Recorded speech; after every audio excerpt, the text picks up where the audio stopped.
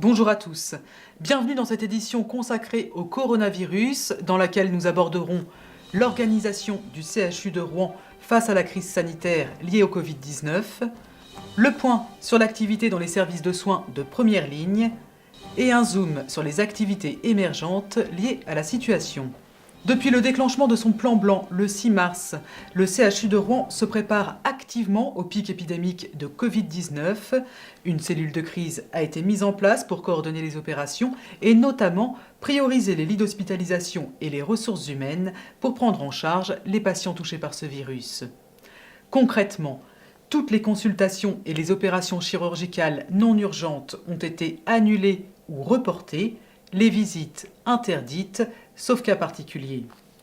Tous les professionnels de santé sont sur le front pour mettre en œuvre les mesures qui s'imposent. Le département d'hygiène et de santé publique a mis en œuvre de nombreuses recommandations pour les professionnels. Elles sont disponibles pour les agents sur un espace intranet dédié Covid-19.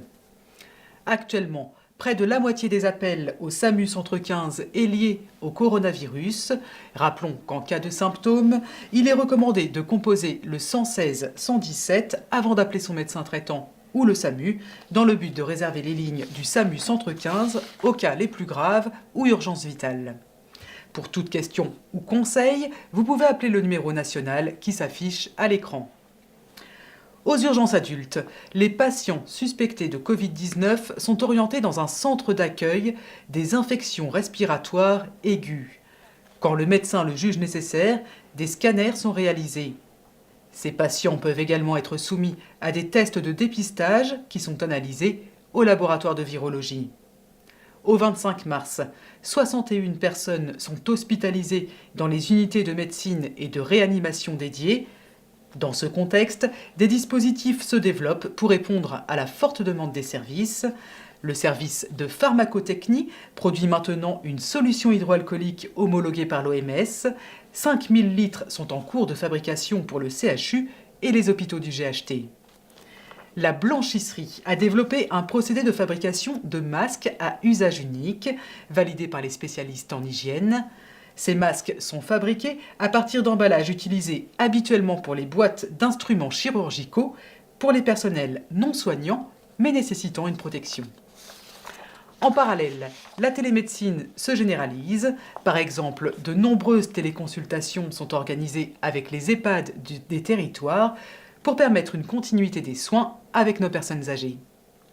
Puis dans un élan de générosité d'entreprises et de particuliers, le CHU de Rouen reçoit de nombreuses propositions d'aide, de services et de dons pour soutenir les équipes. Une page a été créée sur le site internet du CHU de Rouen pour centraliser et traiter au mieux toutes les propositions.